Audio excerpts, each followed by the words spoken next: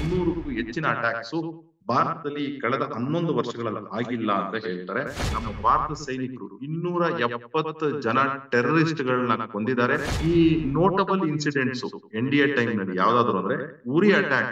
ಈ ನದಿಯನ್ನು ನಾವು ಇನ್ನು ಮೇಲಿಂದ ಪಾಕಿಸ್ತಾನದ ಪಂಜಾಬ್ಗೆ ಹರಿಸುವುದಿಲ್ಲ ಅಂತಕ್ಕಂತಹ ಒಂದು ದೊಡ್ಡ ನಿಲುವನ್ನು ಭಾರತ ಸರ್ಕಾರ ತೆಗೆದುಕೊಂಡಿದೆ.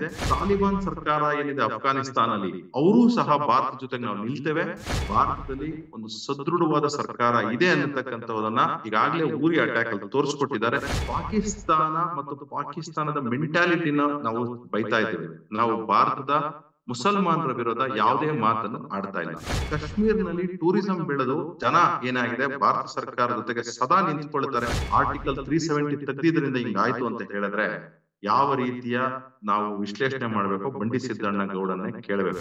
ಸಾಯಿಸುವುದು ಮತ್ತು ರೇಪ್ ಮಾಡುವುದು ನಮ್ಮ ವೆಪನ್ ಅಂತ ಹೇಳ್ತಾನೆ. ಇಂತಹ ಮೌಲ್ಯಗಳನ್ನು ಅವಾಯ್ಡ್ ಮಾಡಬೇಕು.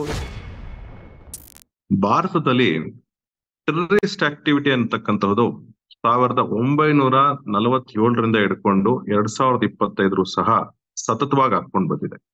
ಆದ್ರೆ ಅತ್ಯಂತ ಪ್ರಮುಖವಾದ ಗಮನಾರ್ಹವಾದಂತ ವಿಚಾರ ಏನು ಅಂತಂದ್ರೆ UPA ಅಂದ್ರೆ 2004ರಿಂದ 2014ವರೆಗೂ ಮನಮೋಹನ್ ಸಿಂಗ್ ಅವರು ಪ್ರಧಾನ ಮಂತ್ರಿ ಆಗಿರ್ತಾರೆ ಆ ಕಾಲ, ಮತ್ತು 2014ರಿಂದ 2025 ಈ 11 ವರ್ಷದ ಕಾಲದಲ್ಲಿ ಯಾವ ಟೈಮಲ್ಲಿ ಯಾವ ರೀತಿ ಟೆರರಿಸ್ಟ್ ಆಕ್ಟಿವಿಟೀಸ್ ಆಯ್ತು, ಯಾವ ರೀತಿ ಇಂಟರ್ನಲ್ ಸೆಕ್ಯೂರಿಟಿ ಇಶ್ಯೂಸ್ ಆಯ್ತು ಅಂತ ಹೇಳಿ ಸೌತ್ ಏಷ್ಯನ್ ಟೆರರಿಸ್ಟ್ ಪೋರ್ಟಲ್ ಅಂತ ಹೇಳಿ ಕೊಟ್ಟಿರತಕ್ಕಂತಹ ವರದಿ ಇದೆ.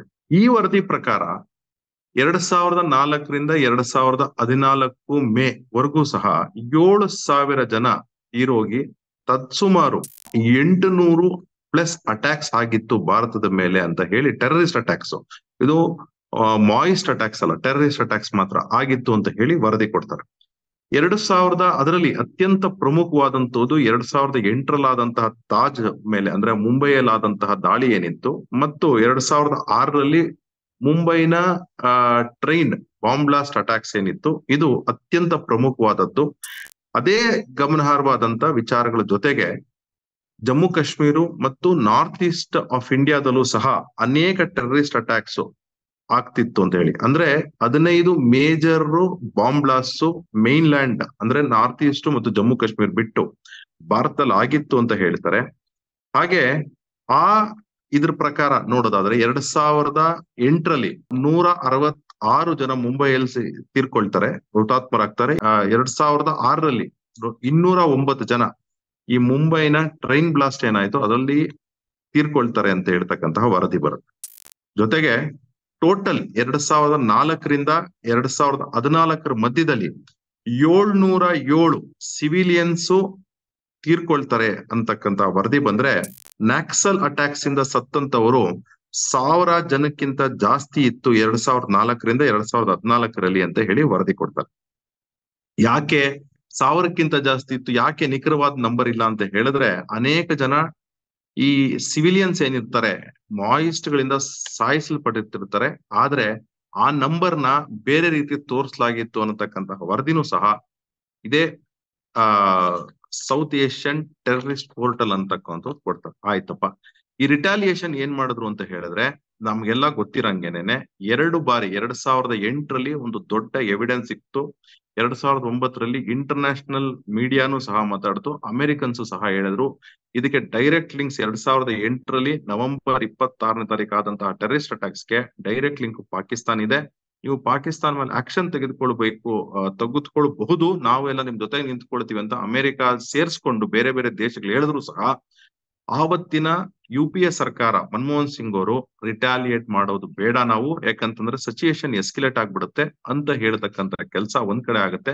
ಅದೇ ಟೈಮಲ್ಲಿ ದಿಗ್ವಿಜಯ್ ಸಿಂಗ್ ಅಂತಕ್ಕಂತಹವರು ಅಂದ್ರೆ ಆವತ್ತಿನ ಕಾಂಗ್ರೆಸ್ನ ಇವತ್ತು ಸಹ ಇದ್ದಾರೆ, ಅವರು ಹಿರಿಯ ಆಳು, ಅವ್ರು ಬಂದು ಹೇಳ್ತಾರೆ ಇದಕ್ಕೆ RSS ಹೊಣೆ ಅಂತ ಹೇಳ್ತಕ್ಕಂತ ಮಾತುಗಳನ್ನ ಹೇಳಿರ್ತಾರೆ. ಇನ್ನು ಆವತ್ತಿನ ಡಿಫೆನ್ಸ್ ಮಿನಿಸ್ಟರ್ ಆಗಿದ್ದಂತ AK ಆಂಟೋನಿ ಅವರು ಹೇಳ್ತಾರೆ, ನಾವು ನಾರ್ತ್ ಈಸ್ಟ್ ನಲ್ಲಿ ಡೆವಲಪ್ಮೆಂಟ್ ನ ಏನಕ್ಕೆ ಸ್ಟಾಪ್ ಮಾಡಿದೀವಿ ಅಂತ ಹೇಳಿದ್ರೆ ಅದು ಸ್ಟ್ರಾಟಜಿಕಲ್ ಪಾಯಿಂಟ್ ಇಂದ ಮಾಡಿದೀವಿ. ಯಾಕೆ ಅಂತ ಹೇಳಿದ್ರೆ ಈ ಡೆವಲಪ್ಮೆಂಟ್ ಮಾಡೋದ್ರಿಂದ ಟೆರರಿಸ್ಟ್ ಅಟ್ಯಾಕ್ ಜಾಸ್ತಿ ಆಗತ್ತೆ ಅಂತಕ್ಕಂತಹ ವಿಚಾರನ ಸದನದಲ್ಲಿ ಅಂದ್ರೆ ಪಾರ್ಲಿಮೆಂಟ್ ಅಲ್ಲಿ ಮಾತಾಡಿರ್ತಾರೆ. ಅದೇ ಈ 2014ರಲ್ಲಿ ಮೋದಿ ಅವ್ರ ಸರ್ಕಾರ ಬಂದ ಮೇಲೆ SATP ಏನ್ ಹೇಳ್ತಿದೆ ಅಂತ ಹೇಳಿದ್ರೆ 168% ಟೆರರಿಸ್ಟ್ ಆಕ್ಟಿವಿಟಿ ಡಿಕ್ರೀಸ್ ಆಗಿದ್ರೆ, ನಕ್ಸಲಿಸ್ಟ್ ಆಕ್ಟಿವಿಟೀಸ್ ಏನಿದೆ ಅಂದ್ರೆ ಜಮ್ಮು ಕಾಶ್ಮೀರ ಸೇರಿಸ್ಕೊಂಡು ಬೇರೆ ಬೇರೆ ಕಡೆ ಎಲ್ಲಾನು 265%. ನಕ್ಸಲಿಸ್ಟ್ ಆಕ್ಟಿವಿಟೀಸ್ ಅಂತೂ ತುಂಬಾ ಕಡಿಮೆ ಆಗ್ಬಿಟ್ಟಿದೆ, ಬಟ್ ಜಮ್ಮು ಕಾಶ್ಮೀರ್ನಲ್ಲಿ 265% ಕಡಿಮೆ ಆಗಿದೆ ಅಂತ ಹೇಳ್ತಕ್ಕಂತ ಮಾತನ್ನ ಹೇಳ್ತಾರೆ. ಹಾಗೆ ಈಗ ಏನ್ ಡೆತ್ಸೇ ಆಗಿಲ್ಲ, ಅಟ್ಯಾಕ್ಸೇ ಆಗಿಲ್ಲ ಅಂತಲ್ಲ, ಆದ್ರೆ ಅಟ್ಯಾಕ್ ಏನಿದೆ ಇವತ್ತು, it has not crossed more than 300 attacks in the entire heartland, north east ಮತ್ತು ಜಮ್ಮು ಕಾಶ್ಮೀರ ಇಷ್ಟು ಸೇರಿಸ್ಕೊಂಡು 300ಕ್ಕೂ ಹೆಚ್ಚಿನ ಅಟ್ಯಾಕ್ಸ್ ಭಾರತದಲ್ಲಿ ಕಳೆದ 11 ವರ್ಷಗಳಲ್ಲಿ ಆಗಿಲ್ಲ ಅಂತ ಹೇಳ್ತಾರೆ. ಹಾಗೆ ಡೆತ್ಸ್ ಏನಿದೆ, it is only 280 terrorist related 280 terrorist related deaths ಅಂತ ಹೇಳ್ತಿದೆ. ಅಂದ್ರೆ ಅದರಲ್ಲಿ ಪ್ರಮುಖವಾಗಿ ಅವ್ರು ಮೆನ್ಷನ್ ಮಾಡ್ತಾರೆ, ನಿನ್ನೆ ಆದಂತಹ ಪೆಹಲ್ಗಾಮ್ನ ಅಟ್ಯಾಕ್ ಮತ್ತು ಪುಲ್ವಾಮಾದಲ್ಲಿ ಹುತಾತ್ಮರಾದಂತಹ 40 ಜನ ಏನಿದ್ರು, ಈ ಸೆಕ್ಯೂರಿಟಿ ಫೋರ್ಸಸ್ ಏನಿದ್ರು 91 ಜನ ಸೆಕ್ಯೂರಿಟಿ ಫೋರ್ಸಸ್, 90 ಜನ ಸಿವಿಲಿಯನ್ಸ್ ಜಮ್ಮು ಕಾಶ್ಮೀರಲ್ಲಿ ತೀರ್ಕೊಂಡಿದ್ದಾರೆ ಅಂತ ಹೇಳಿ. ಅದಕ್ಕಿಂತ ಜಾಸ್ತಿ ನಮ್ಮ ಭಾರತ ಸೈನಿಕರು 270 ಜನ ಟೆರರಿಸ್ಟ್ ಗಳನ್ನ ಕೊಂದಿದ್ದಾರೆ ಮತ್ತು 6,000 ಜನ ಮಿಲಿಟೆಂಟ್ಸ್ ಮತ್ತು ಸಪೋರ್ಟ್ ಮಾಡ್ತಿದ್ದಂತವ್ರನ್ನ ಮೇನ್ ಸ್ಟ್ರೀಮ್ ತಂದು ಟೆರರಿಸ್ಟ್ ಆಕ್ಟಿವಿಟಿಗಳನ್ನ ಅವರು ಬಿಟ್ಟು ನಾಗರಿಕರಾಗಿ ಸಮಾಜದಲ್ಲಿ ಒಂದು ನಾಗರಿಕರಾಗಿ ಬದುಕನ್ನು ನಮ್ಮ ಆರ್ಮ್ಡ್ ಅಫಿಷಿಯಲ್ಸ್ ಕಟ್ಕೊಟ್ಟಿದ್ದಾರೆ ಅಂತ ಹೇಳ್ತಾರೆ.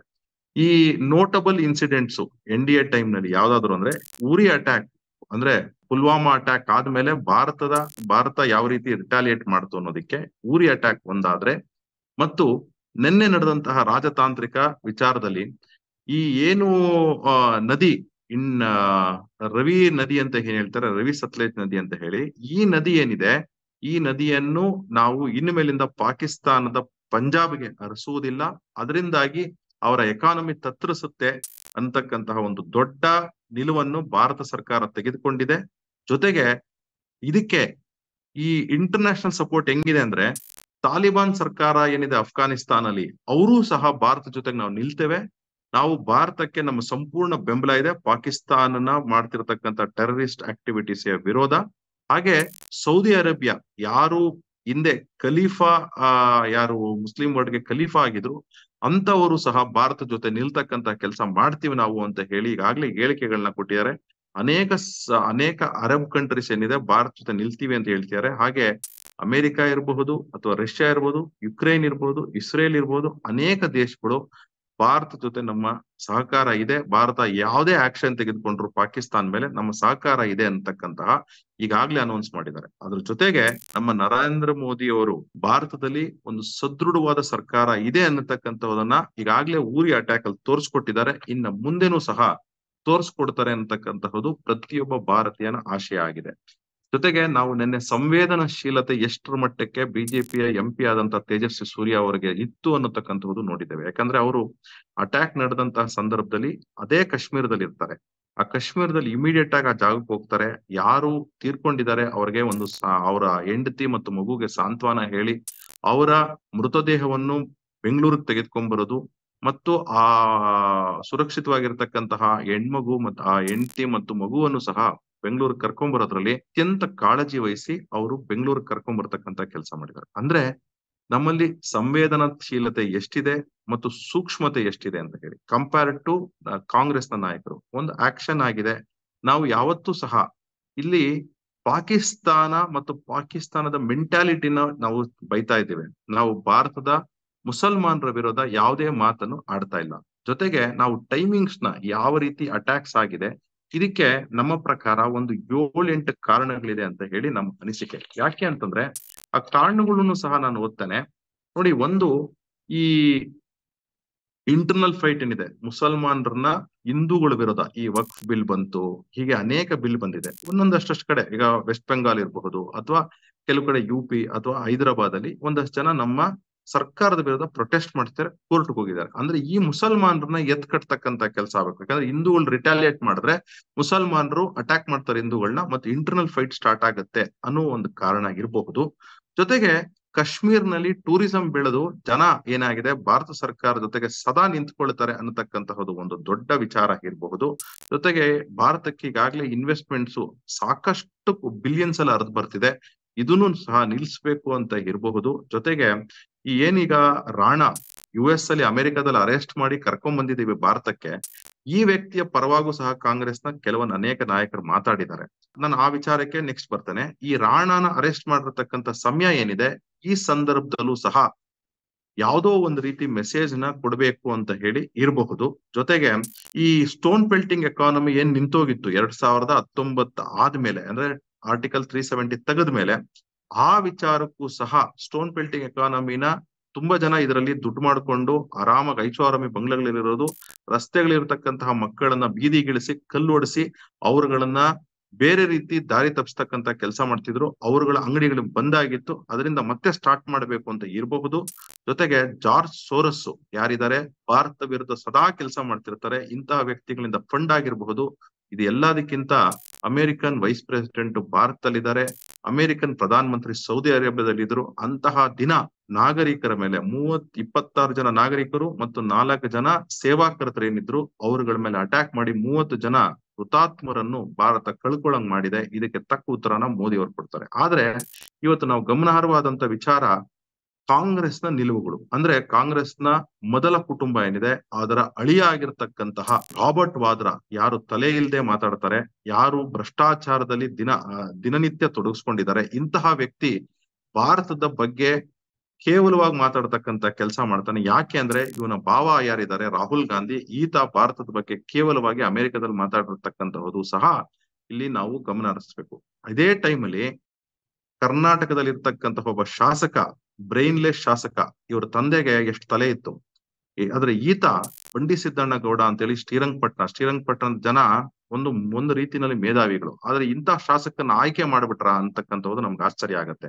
ಯಾಕಂದ್ರೆ ಬಂಡಿ ಸಿದ್ದಣ್ಣ ಗೌಡ ಅಂತಹ ತಲೆ ಇಲ್ಲದೆ ಇರತಕ್ಕಂತಹ ವ್ಯಕ್ತಿ ಆರ್ಟಿಕಲ್ 370 ತೆಗ್ದಿದ್ರಿಂದ ಹಿಂಗಾಯ್ತು ಅಂತ ಹೇಳಿದ್ರೆ ಯಾವ ರೀತಿಯ ನಾವು ವಿಶ್ಲೇಷಣೆ ಮಾಡ್ಬೇಕು, ಬಂಡಿ ಸಿದ್ದಣ್ಣ ಗೌಡನ್ನೇ ಕೇಳಬೇಕು. ಯಾಕೆ ಅದ್ರ ಜೊತೆಗೆ ಇವ್ರ ತಾಯಿಗೆ ಮತ್ತು ಇವ್ರ ತಂದೆಗೆ ನಾಲ್ಗೆ ಅತ್ಯಂತ ಸೂಕ್ಷ್ಮವಾಗಿತ್ತು. ಶ್ರೀರಂಗಪಟ್ಟಣ ಜನ ನಾಲ್ಗೆನ ಅತ್ಯಂತ ಸೂಕ್ಷ್ಮವಾಗಿ ಉಪಯೋಗಿಸ್ತಾರೆ.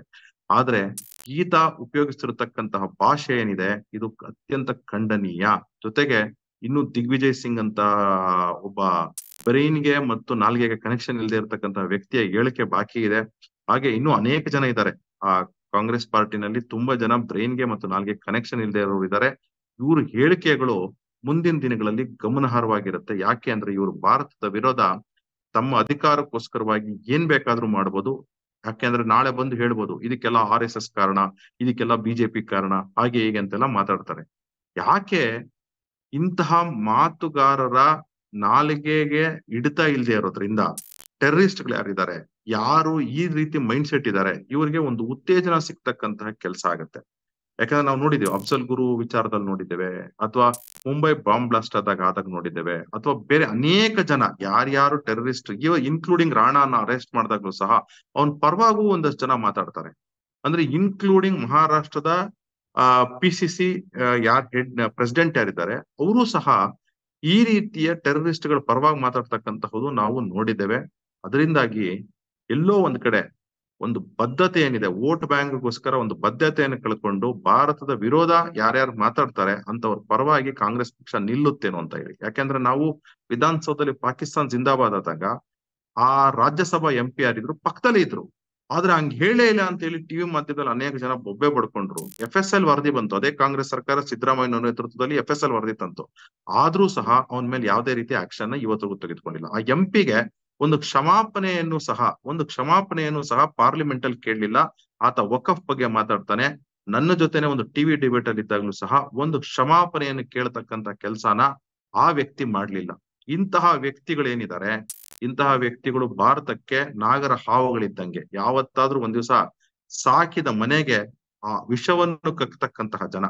ಇಂತಹ ಜನಗಳನ್ನ ನಾವು ಅವಾಯ್ಡ್ ಮಾಡ್ಬೇಕು ಅನ್ನತಕ್ಕಂತಹದ್ದು. ಅಂದ್ರೆ ಅವಾಯ್ಡ್ ಅಂದ್ರೆ ಇವರಿಗೆ ಅಟ್ಲೀಸ್ಟ್ ನಾವು ಇವತ್ತಾದ್ರೂ ಹೇಳ್ಬೇಕು. ಯಾಕಂದ್ರೆ ನಾವ್ ಇಲ್ಲಿ ಎಲ್ಲಾ ಮುಸ್ಲಿಂನು ದೂರನೆ ಮಾಡ್ತಿಲ್ಲ, ಎಲ್ಲಾ ಕಾಂಗ್ರೆಸ್ಸಿಗರನ್ನು ನಾವು ದೂರನೆ ಮಾಡ್ತಿಲ್ಲ. ಅನೇಕ ಜನ ಕಾಂಗ್ರೆಸ್ಸಿಗರು ಭಾರತ ಸರ್ಕಾರದ ಪರವಾಗಿ ನಿಂತ್ಕೊಂಡಿದ್ದಾರೆ, ಅನೇಕ ಜನ ಮುಸಲ್ಮಾನರು ಸಹ ಭಾರತ ಸರ್ಕಾರ ಪರವಾಗಿ ನಿಂತ್ಕೊಂಡಿದ್ದಾರೆ. ಆದ್ರೆ ಇಲ್ಲಿ ನಾವು ಗಮನಿಸಬೇಕಾಗಿರೋದು ಕೆಲವೇ ಬೆರಳೆಣಿಕೆಯಷ್ಟೇ ಜನ ಯಾವ ರೀತಿ ಪಾಕಿಸ್ತಾನ್ ಪರವಾಗಿ ನಿಂತ್ಕೊಳ್ತಾರೆ, ಯಾವ ರೀತಿ ಜಮಾತ್ಸ್ ಪರವಾಗಿ ನಿಂತ್ಕೊಳ್ತಾರೆ ಅಂತಕ್ಕಂಥದ್ದು ನಾವು ನೋಡಿದ್ದೇವೆ. ಇಂತಹ ಜನಗಳನ್ನ ಯಾವ ಮೌಲ್ವಿ ಬಂದು ಸಾಯಿಸುವುದು ಮತ್ತು ರೇಪ್ ಮಾಡುವುದು ನಮ್ಮ ವೆಪನ್ ಅಂತ ಹೇಳ್ತಾನೆ.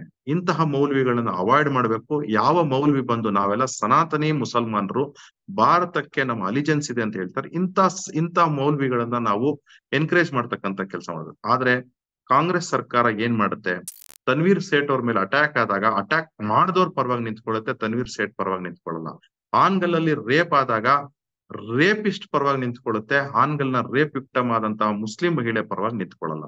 ಇಂತಹ ಒಂದು ಸತತವಾಗಿ ಕೆಲಸ ಮಾಡ್ಕೊಂಡ್ ಬರ್ತಿರ್ತಕ್ಕಂತಹ ಕಾಂಗ್ರೆಸ್ ಪಕ್ಷ ಎಲ್ಲೋ ಒಂದ್ ಕಡೆ ಇವತ್ತು ಮನಸ್ಸನ್ನ, ತಮ್ಮ ಹೃದಯವನ್ನು, ಆತ್ಮವನ್ನು ನೋಡ್ಕೊಳ್ತಕ್ಕಂತ ಕೆಲಸ ಮಾಡ್ಬೇಕು. ಅದಾದ್ಮೇಲೆ ಭಾರತ ಸುರಕ್ಷವಾಗೋದು.